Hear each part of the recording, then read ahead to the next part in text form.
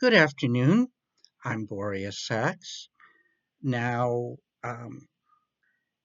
if at some point you find yourself teaching literature in college, you're probably going to be asked to publish an academic article in a refereed journal every now and then. About, one article every 2.5, 3 years is more or less standard. It varies, of course, from one institution to the next, and some of them may even accept other kinds of publications, such as poetry or fiction. Now, do academic articles count as creative writing? Well, yes and no.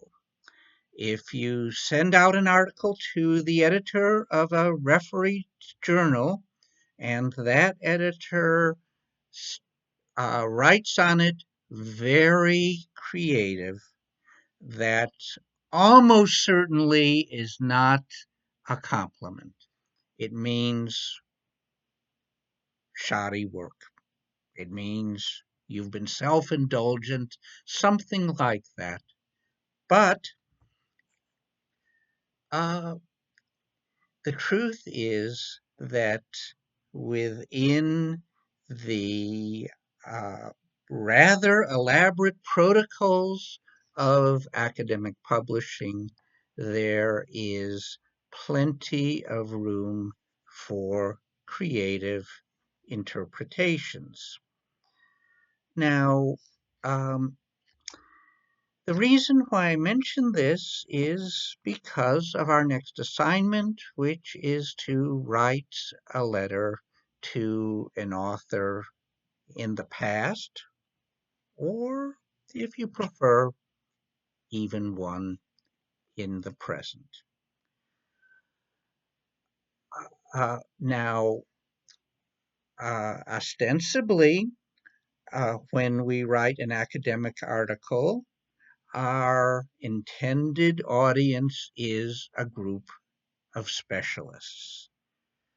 But at the same time, almost inevitably, we are relating to the author that we are writing about, whether that is Lady Murasaki or William Faulkner or Wallace Stevens or whomever. Uh, for us, the authors of the past are still very much living presences. We relate to them as real people. We get mad at them. We become infatuated with them.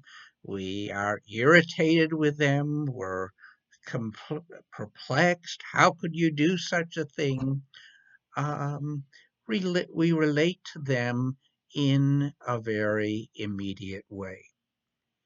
The way I sometimes think of it, authors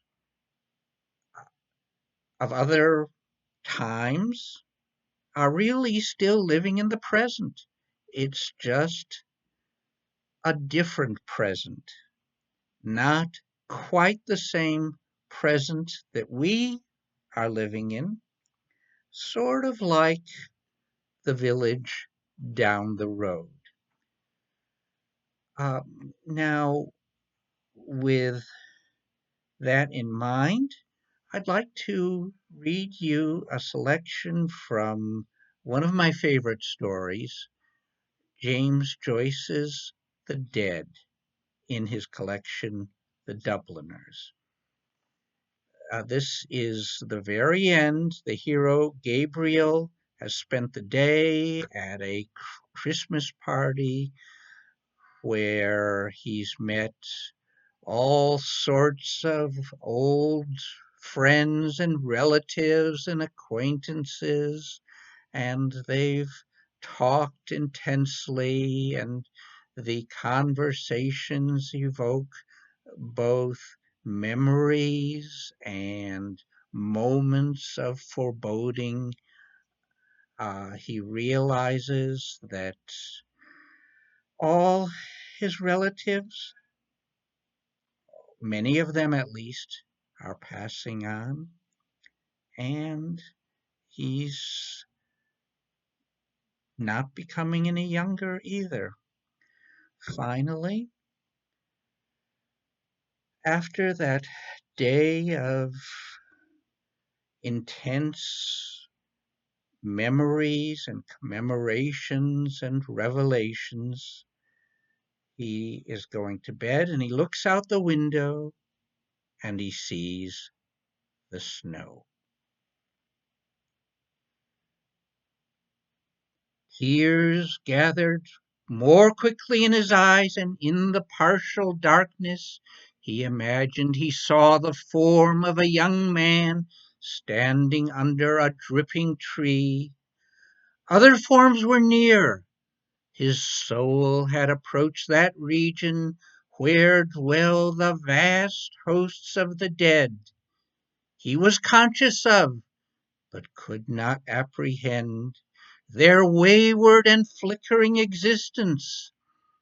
His own identity was fading out into a gray, impalpable world, the solid world itself, which these dead had sometimes reared and lived in, was dissolving and dwindling. A few light taps upon the pane made him turn to the window. It had begun to snow again. He watched sleepily the flakes, silver and dark, falling obliquely against the lamplight. The time had come for him to set out on his journey westward. Yes, the newspapers were right. Snow was general all over Ireland.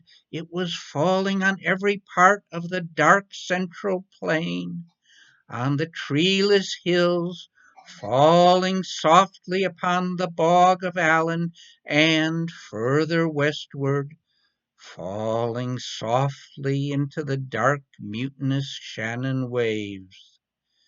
It was falling, too, upon every part of the lonely churchyard on the hill where Michael Furry lay buried. It lay thickly drifted on the crooked crosses and headstones, on the spears of the little gate, on the barren thorns.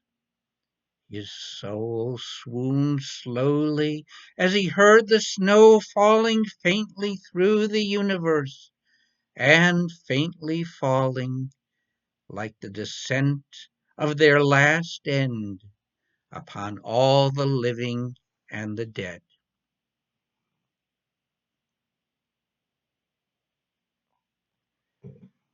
Well, in my opinion, James Joyce would go on to write things that were more complicated and more sophisticated, but I don't think he ever wrote from the heart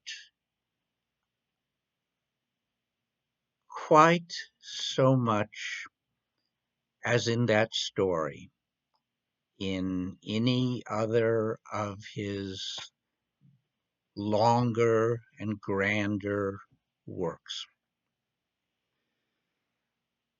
Now, sometimes we're a little intimidated by the dead. After all, they've entered um, a world beyond our own. They've been tested in ways that we can't be. But really, I don't think we should. Now, are the famous writers really better writers?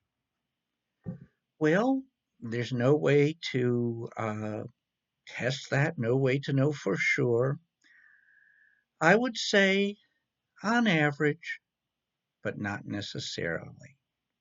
And are the writers that are remembered necessarily better than the ones who are forgotten? Well, again, on the whole, perhaps, but by no means always. To be an authentic writer, you don't have to become famous. You don't have to be remembered. You don't have to be William Faulkner or Lady Murasaki. You don't have to be anybody but yourself. So when you write letters to these authors, show appreciation, but don't sound like an awestruck fan. Don't go telling the person how great he or she is. You can say a little bit about what the works have meant to you, but